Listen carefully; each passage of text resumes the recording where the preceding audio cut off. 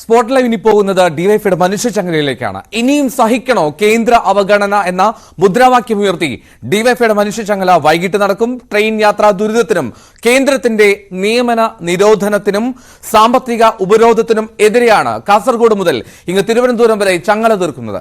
Kasaragod railway സ്റ്റേഷനിൽ DYFI അഖിലേന്ത്യാ president A Rahim MP ആദ്യത്തെ കണ്ണിയാകും.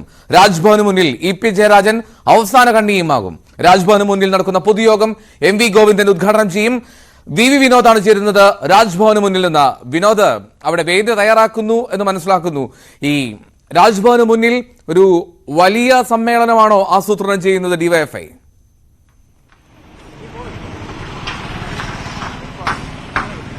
കേന്ദ്ര നയങ്ങൾക്കെതിരെ അതിശക്തമായ പ്രക്ഷോഭമാണ് ഡിവൈഎഫ്ഐ ഉയർത്തുന്നത്. ഇതിന്റെ ഭാഗമായാണ് ഇന്നത്തെ മനുഷ്യചങ്ങല. ഡിവൈഎഫ്ഐയുടെ പ്രതിനിധികളായി ഏതാണ്ട് 20 ലക്ഷത്തോളം പേർ പങ്കെടുക്കുന്ന സംഘടന നേതൃത്വം വ്യക്തമാക്കിയിട്ടുണ്ട്. അതോടൊപ്പം തന്നെ മറ്റ് വർഗ ബഹുജന സംഘടനകൾ CIT ഉൾപ്പെടെ CPM അനുകൂല പോഷക സംഘടനകളിൽ നിന്ന് ഏതാണ്ട് അത്ര തന്നെ ആളുകൾ ഈ മനുഷ്യചങ്ങലയുടെ ഭാഗമാകുമെന്നും ഡിവൈഎഫ്ഐ നേതൃത്വം വ്യക്തമാക്കിയിട്ടുണ്ട്. പ്രധാനമായും 3 കാര്യങ്ങളാണ് ഡിവൈഎഫ്ഐ ഉയർത്തുന്നത്.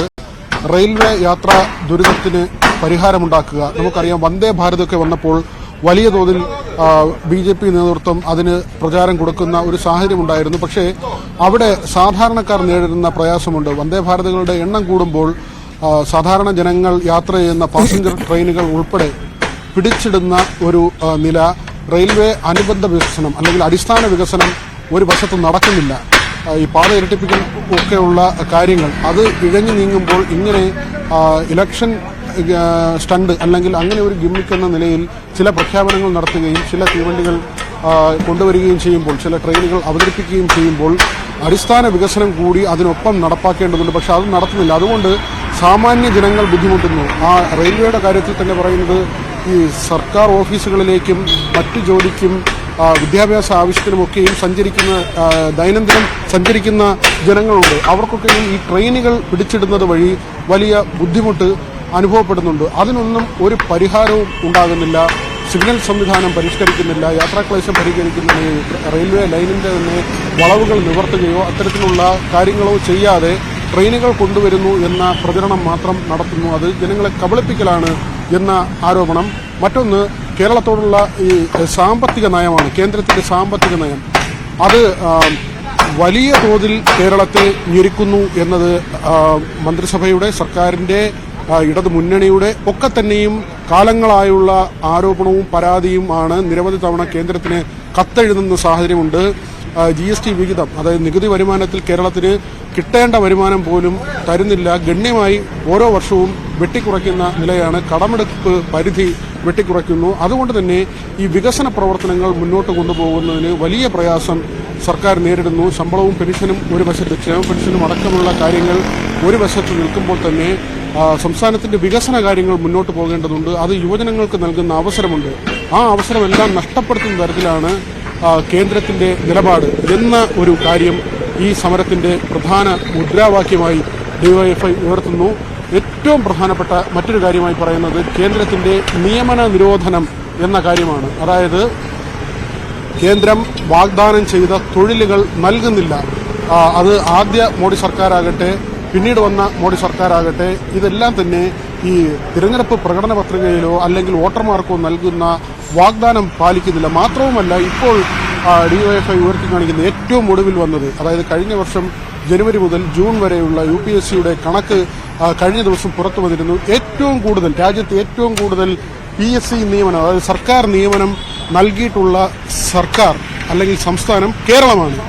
ആ നിലയിൽ വലിയ തോതിൽ യുവജനങ്ങൾക്ക് സർക്കാർ ജോലി നൽകിയ സംസ്ഥാനം കേരളമായി വന്നിരിക്കുന്നു. കേരളത്തെക്കാൾ വളരെ പിന്നിലാണ് ഈ 2ാം സ്ഥാനത്തുള്ള സംസ്ഥാനം പോലും. അത്തരത്തിൽ യുവജനങ്ങളോട് നീതി കാണിക്കുന്ന, യുവജനങ്ങൾക്ക് തൊഴിലവസരം നൽകുന്ന, അഭ്യസ്തരായ യുവജനങ്ങൾക്ക് ജോലി നൽകുന്ന, സർക്കാർ ജോലി നൽകുന്ന, അവർക്ക് സുരക്ഷിതത്വം നൽകുന്ന ഒരു സർക്കാർ സംസ്ഥാനത്തുണ്ട്. അത് കേന്ദ്രം ഇത്തരത്തിൽ വലിയ ഞെരുക്കം സാമ്പത്തികമായി തന്നെ സർക്കാരിനെ വരിഞ്ഞ് മുറുക്കുമ്പോൾ ആ പ്രതിസന്ധികളെല്ലാം മറികടന്നുകൊണ്ട് വലിയ തോതിൽ മുന്നോട്ട് പോകാൻ സംസ്ഥാനത്തിന് കഴിയുന്നു. സംസ്ഥാനത്തിന് യുവജനങ്ങൾക്ക് അവസരം നൽകാനും അവരെ നിരാശരാക്കാതെ അവർക്ക് തൊഴിൽ നൽകുന്നതിനും സംസ്ഥാന സർക്കാരിന് കഴിയുന്നു, ഇടത് സർക്കാരിന് കഴിയുന്നു എന്ന ഒരു വശം കൂടി ഉയർത്തിക്കാട്ടി അതേസമയം യുവജനതയോട് ഒരു നീതിയില്ലാത്ത സമീപനമാണ് കേന്ദ്രം കാണിക്കുന്നത്. ഈ 3 കാര്യങ്ങൾ പ്രധാനമായും ഉയർത്തുന്നു. അതോടൊപ്പം തന്നെ നമുക്ക് ഇന്നത്തെ മനുഷ്യച്ചങ്ങലയുടെ മറ്റ് കാര്യങ്ങൾ പരിശോധിച്ചാൽ തിരുവനന്തപുരം ജില്ലയിൽ ഏതാണ്ട് 1 ലക്ഷം പേർ പങ്കെടുക്കും. വിവിധങ്ങളായ കേന്ദ്രങ്ങളിൽ പൊതുസമ്മേളനങ്ങൾ നടക്കുന്നുണ്ട്. ഇവിടെ രാജ്ഭവനിൽ അവസാന കണ്ണിയായി ചേരുന്നത് LDF കൺവീനർ EP ജയരാജനാണ്. അദ്ദേഹം DYFIയുടെ ആദ്യത്തെ അഖിലേന്ത്യാ പ്രസിഡന്റാണ്. അതോടൊപ്പം തന്നെ AR റഹീമാണ് കാസർഗോഡ് ഇതിന്റെ കണ്ണിയുടെ ആദ്യത്തെ ആളായി അണിചേരുന്നത്. തുടർന്ന് ഇങ്ങോട്ട് വിവിധ നേതാക്കളുണ്ട്. ഇപ്പോൾ നമ്മളോടൊപ്പം ഷിജു ഖാൻ ചേരുന്നു, DYFIയുടെ ജില്ലാ സെക്രട്ടറിയാണ്. ഷിജു, നമ്മൾ പറഞ്ഞു വരികയായിരുന്നു കേന്ദ്ര സർക്കാർ നയങ്ങൾക്കെതിരെയുള്ള ഒരു സമരം, അത് വലിയ തോതിൽ പ്രതിഫലിക്കുന്ന ഒരു സമര പരിപാടിയായി തന്നെയാണോ ഇന്ന് മാറുക? തീർച്ചയായിട്ടും നമ്മുടെ സംസ്ഥാനത്തിന്റെ ചരിത്രത്തിലെ ഏറ്റവും ശക്തമായ ഒരു യുവജന പ്രതിരോധത്തിനാണ് ഇന്ന് കേരളം സാക്ഷ്യം വഹിക്കുന്നത്. 87-ൽ DYFI സംഘടിപ്പിച്ച മനുഷ്യ ചങ്ങലയ്ക്ക് ശേഷം രാജ്യത്ത് ഏറ്റവും വലിയ പ്രതിഷേധത്തിനാണ് ഒരുപക്ഷെ കേരളത്തിലെ DYFI നേതൃത്വം കൊടുക്കുന്നത്. അതിന്റെ ഭാഗമായിട്ട് കാസർഗോട്ട് DYFIയുടെ അഖിലേന്ത്യാ പ്രസിഡന്റ് സഖാവ് AR റഹീം കണ്ണിയാകുന്നത് മുതൽ ഇവിടെ രാജ്ഭവനിൽ സഖാവ് EP ജയരാജനും സഖാവ് MV ഗോവിന്ദമാഷും സഖാക്കൾ SRPയും MA ബേബിയും അനാവൂർ നാഗപ്പനും V ജോയിയും DYFIയുടെ സ്റ്റേറ്റ് സെക്രട്ടറി സഖാവ് VK സനോജും പ്രസിഡന്റ് വസീഫും കലാസാംസ്കാരിക സാമൂഹ്യ രാഷ്ട്രീയ രംഗത്തെ ഒട്ടനേകം പ്രതിഭാശാലികളായിട്ടുള്ള വ്യക്തിത്വങ്ങൾ ഇതിന്റെ ഭാഗമാകുന്നുണ്ട്. തീർച്ചയായിട്ടും ഇത് DYFI ഏറ്റെടുത്ത ഒരു ക്യാമ്പയിനാണ്. എന്നാൽ കേരളത്തിലെ വ്യത്യസ്തങ്ങളായ സമൂഹത്തിന്റെ നാനാതുറകളിലുള്ളവർ ഈ കേരളത്തിന്റെ ഒരു ആവശ്യം ഉയർത്തിപ്പിടിക്കുന്ന മുദ്രാവാക്യമാണ് DYFI ഏറ്റെടുക്കുന്നത്. രാജ്യത്തെ യുവജനങ്ങളുടെ തൊഴിലില്ലായ്മയാണ് DYFI ഏറ്റെടുക്കുന്നത്.